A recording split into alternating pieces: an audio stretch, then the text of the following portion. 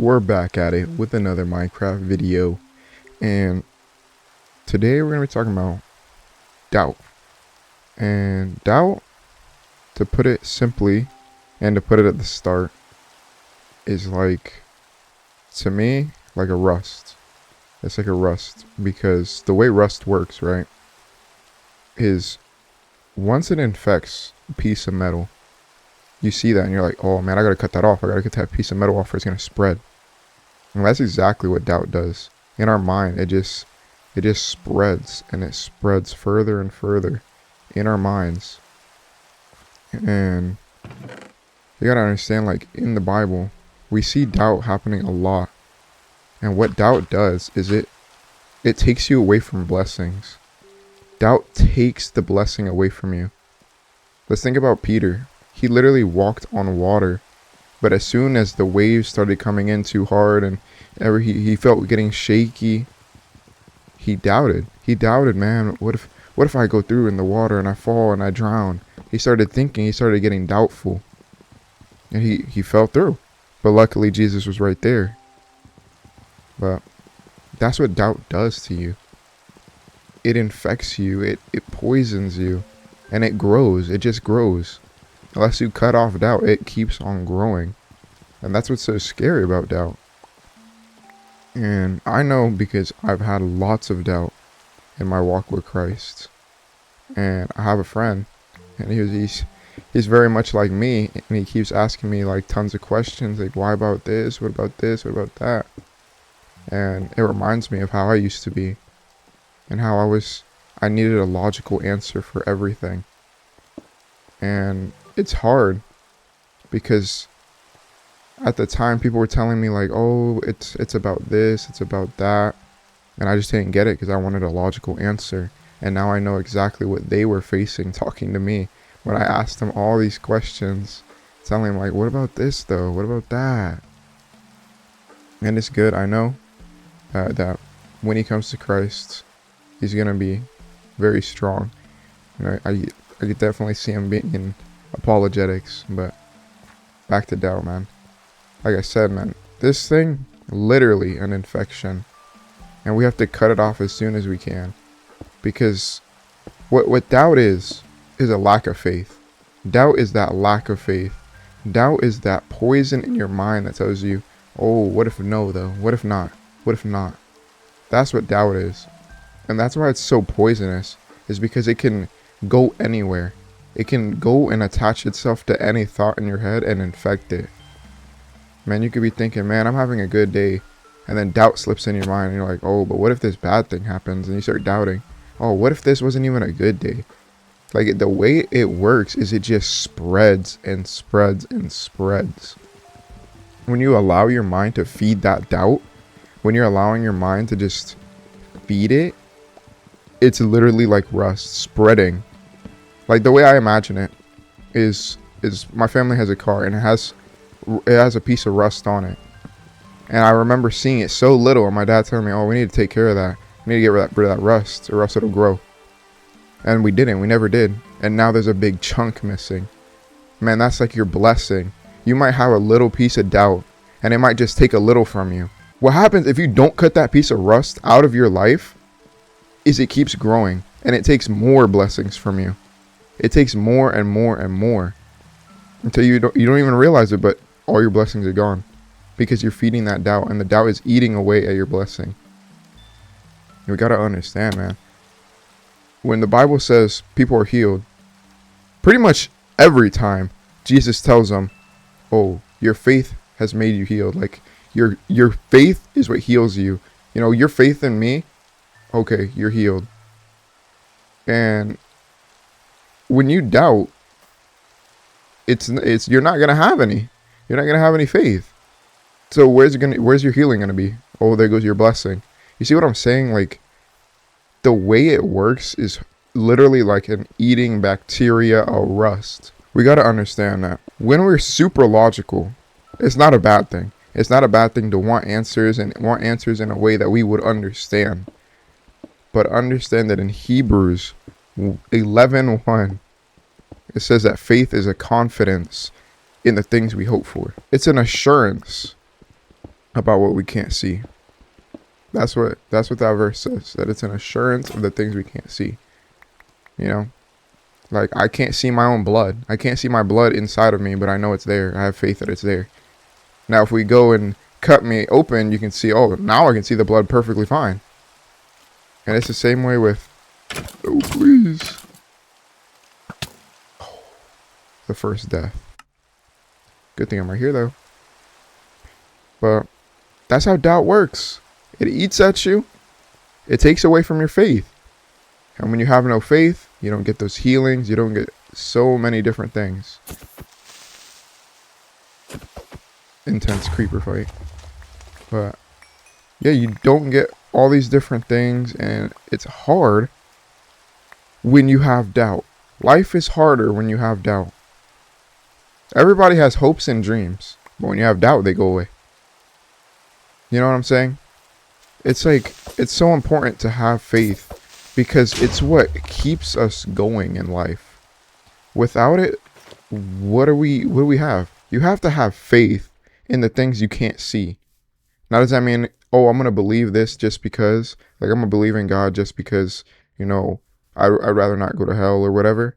No, faith is like, okay, let me look into this a little bit. Let me see. Okay, 40 different authors, you know, 3 different regions, not 3 different regions, but 3 different languages. Now, this is actually kind of interesting on how this all ties together. And you start having faith. We gain faith by reading the word. It says that you will gain faith by consuming the word. And what the heck is that, a wall? And the thing is with faith, you become so much more. Because those doubts leave your mind. Those doubts that take away from you are leaving. You get what I'm saying? Like, you no longer have to doubt, and you no longer have to be like, oh, but what if I fall in this water, you know? What if I'm walking on it and I fall? What if the wind is too strong and I fall? We can't keep thinking like that, because that's exactly what takes away from our blessings. And we see it across the whole Bible, man. We see Jesus telling people, you know, because of your faith, you're healed. Man, what strong faith have I seen? Go home, you're healed. Like, faith is not something to like play around with. You got to understand that when you have faith in God, it's so much more powerful. Because yeah, you could believe in God, but believing in God doesn't do anything. Believing in God doesn't do anything. It might get you started. I'll give you that. It might get you started, but it's about that much. It doesn't give you anything more. It's faith in God that drives you, that pushes you, that drives you to go out and outreach, that drives you to go and talk to people, telling them, man, today's the day. You know, today's the day of salvation, and I need you. I need to talk to you about what that means. You get what I'm saying? Like, we can't play around with our faith because it's so important. Once you lack faith, and once that faith starts dying down, the devil's going to start banging at your door because he knows, oh, this one's weak. He has doubt. Let me speed up the process. You know, and it's not going to be good because then, oh, there goes your blessings. Oh, like all these things are going bad.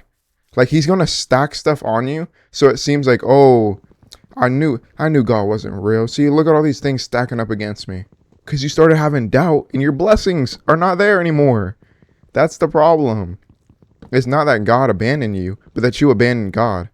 Your doubt is making you abandon God. Your doubt is taking away from his glory. And we have to understand, man, that these things is literally like a rust. When you doubt, it's like, I can't get over that. That's literally like a rust just spreading. You know, it's like the disease, leprosy. You know, people stay away from it. People, they were like, oh, and I don't want to be next to this person because they have leprosy. That, you know, get it, stay away. Ew, gross. That's how we got to be with doubt. Oh man, but what if God doesn't heal me? You know, what if he doesn't? No, his will is to heal you. Understand that. Understand that doubt has no place in our mind. When you give doubt a place in your mind, you're giving the devil a place in your mind to take away your blessings. Man, I'm telling you, doubt is a poison. Doubt is a poison. It's something that never stops trying to fight with us. Doubt just keeps on going and going and going. So we gotta really open our eyes and see, oh man, doubt's creeping in. let me get back in my word more. You know what I'm saying? Like, let me go read. Let me go read a little bit. Let me get my faith up. And then if you need help, pull up to the church.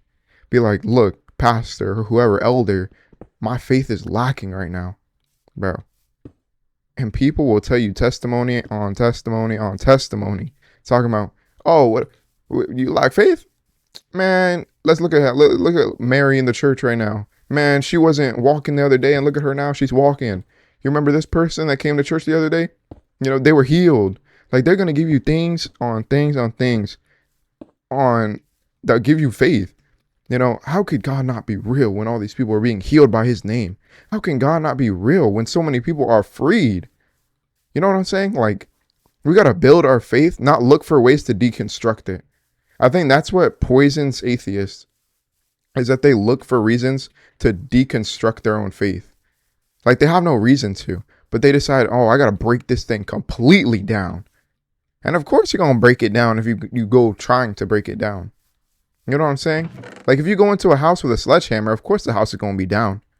That you went in with a sledgehammer. What did you expect? But if you go in thinking, man, maybe this house will be nice.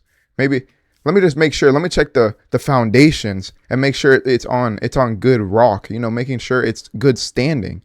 That's what you got to do with Christianity. You take a look at the facts. You say, okay. This religion, this thing's on good foundation. This thing's stable. Not taking a rock and breaking the foundation. What is that going to do? But doubt is a murderer. Doubt is a thief.